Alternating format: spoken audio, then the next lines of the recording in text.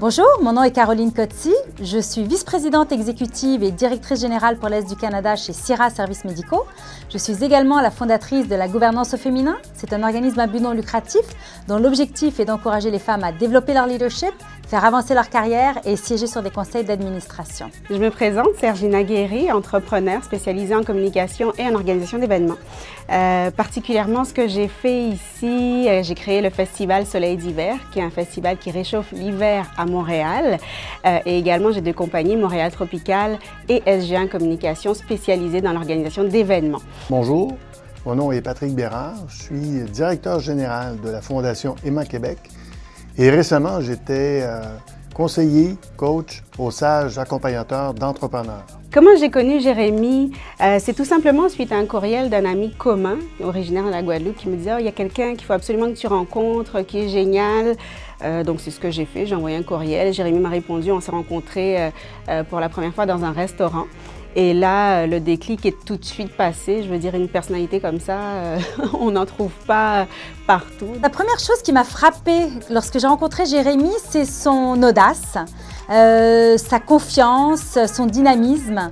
Je pense que c'est quelqu'un qui peut déplacer des montagnes et qui est très à l'aise avec les gens. Il a beaucoup d'entre-gens, il a beaucoup de charme et il sait ce qu'il veut. Effectivement, oui, j'ai lu le livre « Comment cartonner en affaires », un guide pratique de Jérémy Pastel. J'ai beaucoup apprécié la lecture. Je suis une femme pressée, qui n'a pas énormément de temps et qui aime les choses très claires.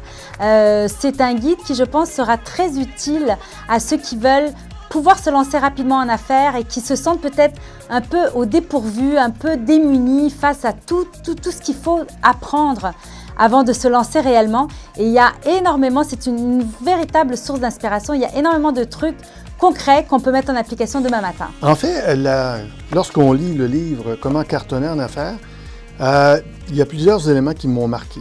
La première qui est vraiment fascinante, c'est qu'à la fin de chaque chapitre, il y a toujours un conseil d'action.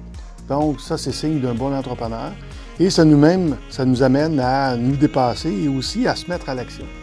D'ailleurs, je peux dire que certains conseils que je mets en pratique dès aujourd'hui pour mon travail de direction générale.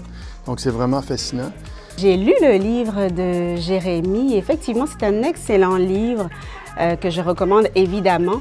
La partie qui a le plus retenu mon attention, je dirais que c'est la partie où il parle de comment s'adapter quand on arrive ici en tant qu'immigrant.